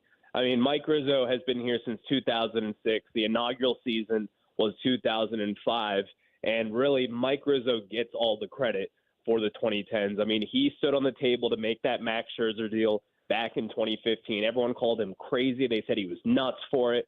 Lo and behold, a couple Cy Youngs later, a World Series championship later, a Game 7 start in the World Series to ultimately help this team win it. I mean, he is a legend here in D.C. People are going to remember him as such, but still, again, the results these past few seasons, they have not been enough. I don't think people are going to remember him for that. I think they're going to remember him for the incredible 2010s run that this team had, really building a winning culture within this building that really we did not have here in D.C. We had the Washington Capitals. You had the Washington Redskins at the time. They were awful. The Wizards have been awful forever. And so the Nationals were kind of like our crown jewel here in town where you could say this team's going to win. They've got Bryce Harper. They've got all this young talent in that really decade span where you were winning consistently. He's going to have a huge legacy here. He's going to be recognized as one of the greats to really just be here in DC sports. And he's going to be a DC Sports Hall of Famer, and he deserves it. For Nationals fans, is there more excitement about this representing a new era of this team as things have been bad lately? Or has there been more sadness or, people lamenting the fact that 2 larger-than-life figures in the history of this organization are no longer part of it? I think they're kind of spinning 2 plates at once. Like, I think we were all recognizing that this is the end of the World Series kind of run. I mean, we've been holding on to that forever. It's been a bad 6 years ever since they won the World Series. But on the other hand, they are excited for it because we've heard the same messages. I mean, again, you guys you may not know this, but Davey Martinez every day, the Nationals lose 6-2, and he's like, we just have to go 1-0 every day. When you hear that 5 years in a row, when this is one of the worst teams in all of baseball, you're just like, oh my gosh, like this message is not getting to the players. It's certainly not getting to the fan base. So, and even then with Mike Rizzo, like he kind of says the same things. Like he's like, well, we're going to be better next year. Like we're going to be better next year. Once you say that year after year after year, and you fall short every single season, it starts to wear on you a little bit. And I think of the fan base, they're ready for a new beginning, and I think they should be. Like, again, this is a big time for the Nationals. You're in the middle of this rebuild, and you've got some young talent. You've got a great young star with James Wood here in town. You're going to have to open up a window of possibilities here, and you have to start seeing results from guys who simply have not been getting it done, like Mike Rizzo and Davey Martinez. So they made a decision, and I think they made the right one. So it's going to be somebody else the trade deadline. We would assume that there's going to be some selling off for the Nationals. Which are there a few key players that you feel like are going to maybe be able to help this team in the future if they're able to sell them off this year? Well, as far as like veteran pieces for the Nationals to sell off, is that where you're at? Yeah, absolutely. Yeah, so right now I look at closer Kyle Finnegan. He was an all-star last season. He's been great so far this season. I certainly expect them to sell him off at this year's deadline because, again, mid-30s, is he really going to be a part of this future?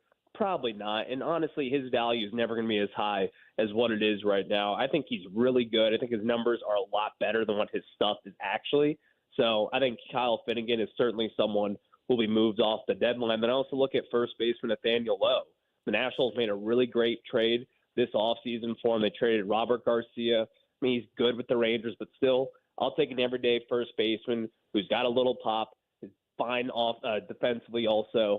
I'll take that trade any day, but I could also see them kind of move off him. And if you can get some value for him, then certainly if that helps this team win now, and if it helps this team win more in the future, I think you have to get that done. So I'm looking at Kyle Finnegan and Nathaniel Lowe.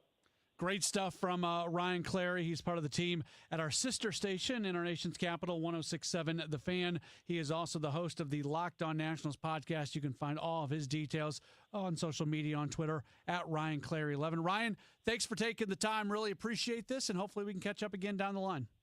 Of course. Thank you so much. Awesome. Very good. That's Ryan Clary joining us, talking a little bit through the Washington Nationals, who the Cardinals are going to meet up against for a 3-game series that will begin tomorrow. Of course, we'll have the broadcast for you right here on KMOX. 6:45 first pitch, meaning our coverage will begin at 5:50. Really, our coverage will begin with Redbird Rush Hour at 5 o'clock, and then I'll jump in. I'll continue on with pregame at 5:50 tomorrow. The pitching matchup in tomorrow's game, Andre Palante is going to go for the Cardinals, and for the Washington Nationals tomorrow, they're going to go with Jake Irvin. Irvin, a right-hander who comes in with a pretty good 7-3 record, but a 4.71 ERA.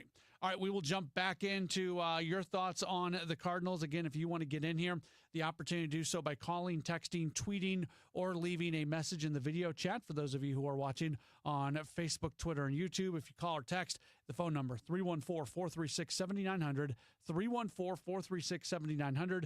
Tweet at me, at Matt Pauley on air, MattPauley on air. Or like I mentioned, just leave the chat there in the video chat, and we will definitely get to more messages. Have a bunch that have come in that we've not gotten to yet, so we'll continue on with that in just a moment here on KMOX. Welcome to Willie's Wings, home of the secret sauce. I'll take a dozen wings. Oh, by the way, I love that sauce. What's in it? Can't tell you. Why not? It's a secret. While many financial advisors claim to have the secret sauce, they don't. In fact, if their sauce is so good, why are they keeping it a secret? Steve All of the All Financial Group doesn't keep anything a secret. He knows there's much more to retirement planning than stocks, bonds, and mutual funds. He'll develop a strategy designed specifically for you. It's your own secret sauce for retirement. Call Steve today at 636-230-8824 for your personal portfolio x-ray. Call 636-230-8824 or online at yourmoneymattersstl.com. Fine, you want to know what's in the sauce? Absolutely. Tablespoon of paprika. Really? Investment advisory products and services made available through Impact Partnership Wealth, LLC, IPW, a registered investment advisor. Insurance and annuities offered through Steve All, NPN number 153-07419. I love being able to tell you about i3 Broadband because anything that is good for me, if it can be good for you, then we're all winners. And if you don't have i3 Broadband internet, I bet you don't have as good of an internet experience at your home as I have at mine, because they are the absolute best. This is the first time in my life that I've ever been excited about my internet service provider. I'm saving money. I used to have the cable company, don't have them anymore. I'm saving money. The speeds are so much faster. Just the raw speeds, plus the fact they always mirror upload and download speed. You might not think that's a really big deal. You've got like 1 gig download and you think that's good enough. That's what I used to have.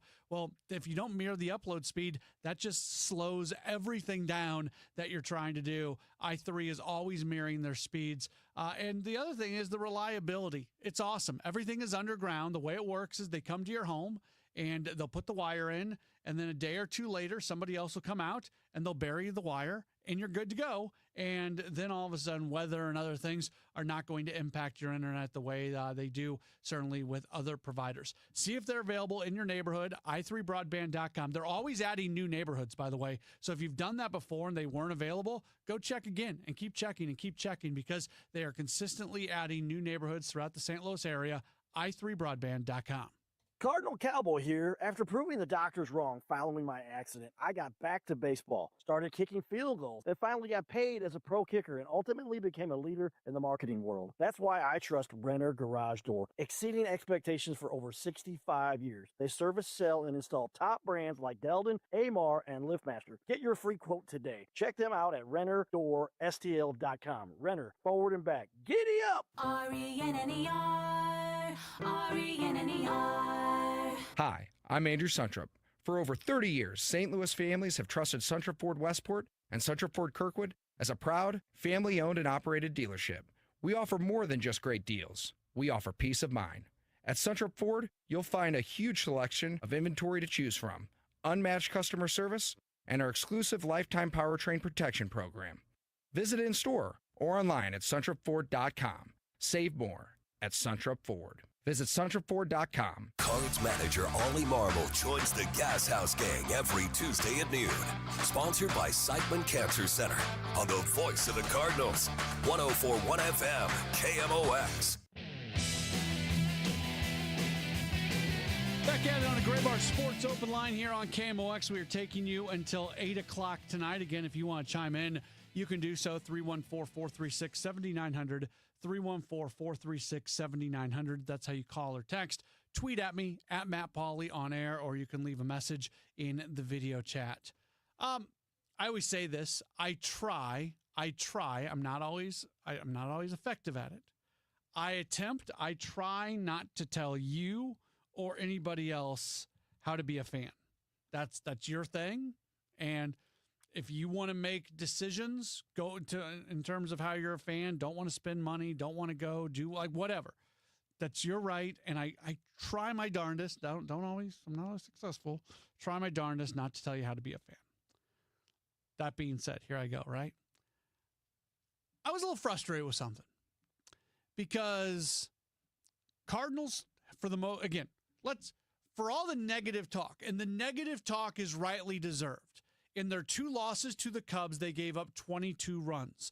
They've been shut out 4 times in their last 6 games, 7 games, whatever the exact number is. So everything that we're saying about this team right now and the struggles that they are currently dealing with, they are all valid. I'm not running away from any of this.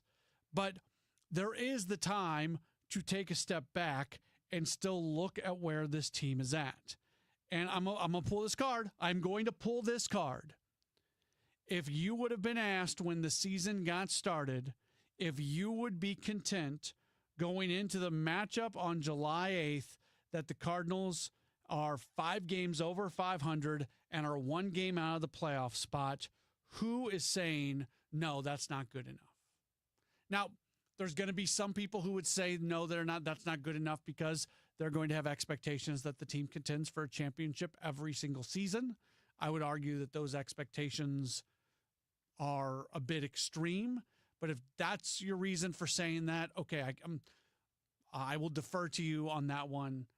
But for the most part, the expectations going into this season were not very high, and they have exceeded those expectations.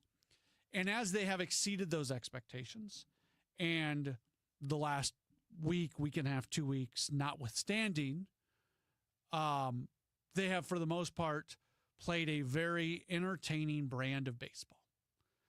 And as that was happening, as this team continued to accumulate wins, as this team did cut down the deficit in the Central, as this team was sitting in a wild card spot, all of a sudden those loud noises that we heard from people, fire Mo, fire Ollie, I'm never going to spend a dollar on this team, I'm never walking into Busch Stadium as long as those people are around, those voices started to just get a little quieter.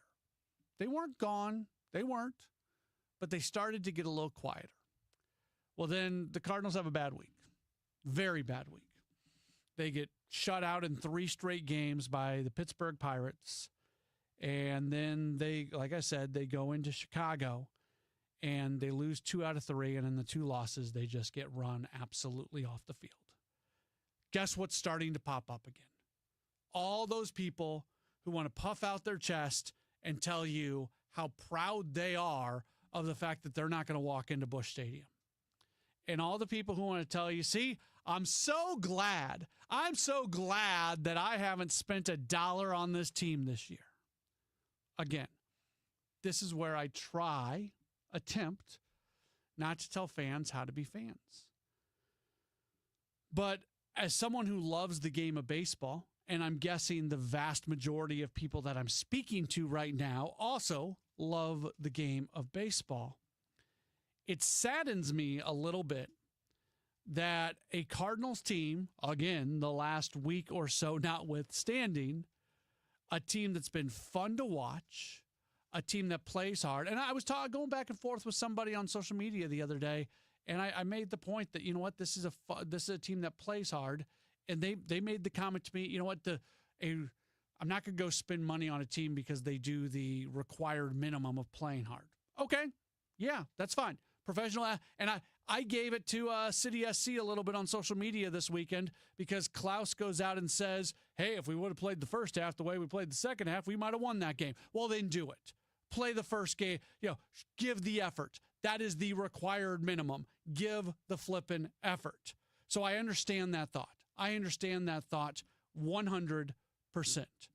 But still, the style of baseball that this team plays is something that, for the most part, has been incredibly entertaining. And these guys are playing hard. These guys are working hard. These guys are doing everything that they can be asked to do. And the vast majority of the season has been an incredibly entertaining team. Recently, not entertaining. It hasn't been. Final 2 games of the Cubs home series, not great. Cleveland series was good. Pirate series bad. Cubs series not great. We can go back a little bit further. There's been some other issues, at times during the year. But I hate it. I gotta be honest. I hate the fact that there's a group of people that anytime things start to go poorly for this team, they want to yell and shout that they're so proud of themselves that they're not supporting this team. Where my response to them is, if you love baseball, go support this team. Yeah, are there going to be some moments that are clunkers? Are there going to be periods of time that it doesn't look good? Yeah, there are. Young team, not the most talented team in the world. Nobody has ever said that they are. But we can revisit this. We will revisit it. It's not a we can revisit it. It is a we will revisit it. I'm not convinced that this team's going to get back into the division race. The Cubs are better than the Cardinals. I hate the fact that those words just came out of my mouth, but the Cubs are better than the Cardinals. On paper, they are a better team. Maybe something changes. Maybe the Cubs fall back and don't play to their talent. That can happen. The better team, you look at the teams that are around the Cardinals in the wild card race. That's the scary thing about this, because here's on paper, the San Francisco Giants are a better team than the Cardinals. On paper, the San Diego Padres are a better team than the Cardinals. At times, the Cardinals have had a better record than those teams, so the Cardinals are going to have to overachieve, and those teams are going to have to underachieve a little bit for the Cardinals to catch them. But I also don't think that's impossible. I think every year we see teams overachieve and underachieve. The Atlanta Braves are an incredibly talented team. They've got some injuries. They've got some other things going on. There are some reasons for what's happening with them this year. But my God, they're 11. The Atlanta Braves are 11 games under 500. 11 games under 500. And I hope nobody in Atlanta is calling for Brian Snitker to lose his job. Maybe they are. I'm not doing post game in Atlanta. But the Braves are a very, very talented team that for a multitude of reasons are having a bad season. The Arizona Diamondbacks are a very talented team that for a number of reasons are having a not so great season. So it happens where teams underachieve, teams overachieve, things like that. So I'm still of the belief, even with what just happened, I'm still of the belief that this team is certainly worth giving some of your support to if you enjoy watching good baseball. I'm not telling you it was good baseball over the last week or so. It wasn't. We'll take one more break. We'll come back. We can still get some comments in from you. I promise I'll read some of these texts and some other messages that have come in. We've got time for some phone calls as well. 314-436-7900. Wrapping up a Gray Bar Sports Open line next on KMOX. Don't get lulled into believing the IRS is getting soft. It's just the opposite. Hi, this is Lance Story with the Lance Story Law Firm. We are being told by IRS collection officers that their higher-ups are demanding that they get more aggressive than ever. So don't ignore them any longer. Level up. If you have unfiled returns, unpaid taxes, levies, or liens, call the Lance Story Law Firm today and let us get between you and the IRS. We'll protect your rights, including your right to appeal or even your right to take the IRS to tax court. Remember, IRS problems are legal problems, and they need to be handled by an expert attorney team who's done it for decades. So call the Lance Story Law Firm today. We're local. Our office is right here in St. Louis, or visit Lance, DRURY, law.com to schedule your free consultation with your local tax resolution law firm, the Lance Story Law Firm, 314-260-6120. The choice of a lawyer is an important decision and should not be based solely upon advertisements. It doesn't take a lot to make a big difference. That's why we've teamed up with Jerry Kelly Heating and Cooling to bring you 100 Acts of Kindness. For the next 6 months, the Chris and Amy Show is challenging you to spread kindness in simple, meaningful ways. No big budget needed. Write a thank you note, help a neighbor, surprise someone with a smile. It all counts. Let's prove that kindness is contagious. Share your acts with us by using hashtag 100KindActs. Because a little kindness goes a long way. Don't miss Mosby Building Arts Home Improvement Show, Saturdays from 11 a.m. to 1 p.m. on KMOX. One of the last call-in shows where you can get live answers to your remodeling, design, and construction questions. Tune in Saturdays at 11 a.m. At California Psychics, we know that sometimes you can wake up thinking, I don't know if I'm in the right career. Or the right relationship. But whatever your life dilemma, at California Psychics, we'll give you the guidance you need to feel certain about your life choices. And because we only connect you with the very best, we guarantee if your reading isn't life-changing, it's free. California Psychics. Call 1-800-PREDICT today and get 20 minutes for just $20.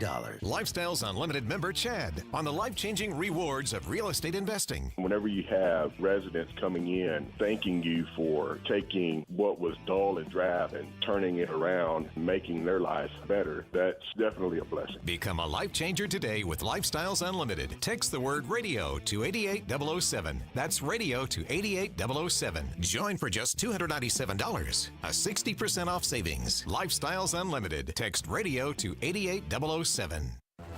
Welcome back to the Gray Bar Sports Open Line. Once again, Matt Pauley on KMOX. Just a few minutes left here on this edition of the program. Got a text message says, been a Cardinals fan since 1967 through the thick and thin, but if Oliver Marmol is still the manager after the All-Star break, I'm out.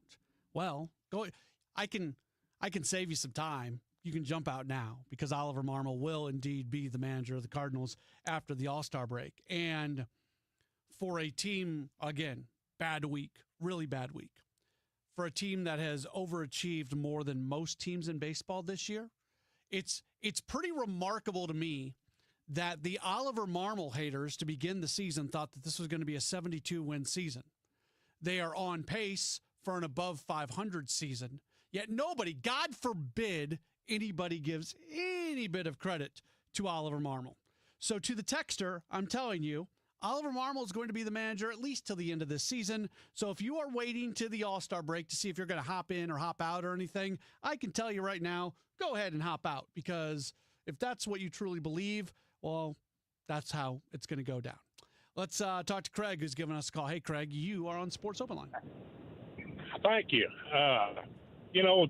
The biggest problem I see with this team, I haven't heard anybody talk about. The pitching staff not included, because they're still pitching pretty much on their every 5-day schedule. But the rest of this team, with the crazy schedule of play every team in Major League Baseball, with all the doubleheaders that they've already played, plus the long stretches with no days off, these guys are just gassed. They're out of gas, which we were worried about with the young players towards the end of the season, but this schedule has just gassed them already. I'm curious to see when they come out of the All-Star break if we don't see a little bit of that pop again after they get a few days rest. But I've not heard anybody contribute their downfall to just being totally out of gas. Yeah, Craig, I appreciate the phone call. It's a really good point. We've talked about it a little bit. I don't think I think there's a difference between excuses and reasons. But I also don't like this is the highest level of baseball. The Cardinals, the amount of doubleheaders they've already played this year is insane. And has it taken something out of this team? Absolutely. Having the month that they just had with so few off days, and then some of those days turning, even days where you're rained out, you're at the ballpark all day working, and then all of a sudden you're not playing that day, but you've still put your work in, and then you got to play 2 games the next day. Yeah, I do think this team is gassed. I think this team is a lot more banged up than people are giving them credit for. A lot more banged up. I think there are a lot of dudes that are dealing with stuff, and they are gutting it out on an every single night basis. That being said, every team has to deal with the 162-game schedule. It looks different for every single team in the way it goes down. So I don't like talking about it that much personally, because I think it sounds like I'm creating a level of excuse, even though I think to what you said is correct. I think it's more of a reason than an excuse.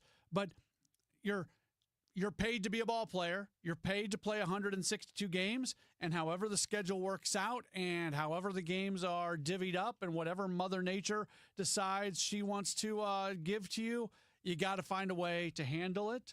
I do think that they got the off day today.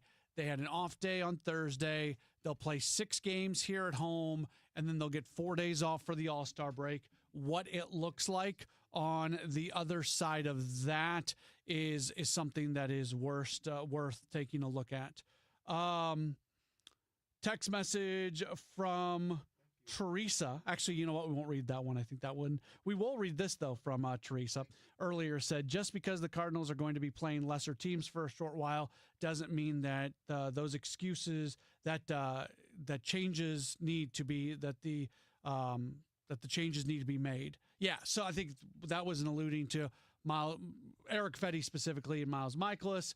And I would say that there are changes that do need to be made, and I think that they are in the process of being made. We have about a minute left in the show. Tom has just given us a call. Tom, I hate to do that. I've got just a few seconds for you, but you're on Sports Open Line. Real quickly, here's the problem with Mo is he won't admit his mistakes. If you got rid of Fetty and Mikolas, he's not out $20 million. He's already out that $20 million. He's only going to be out the couple $100,000 it's going to cost to bring these kids up here.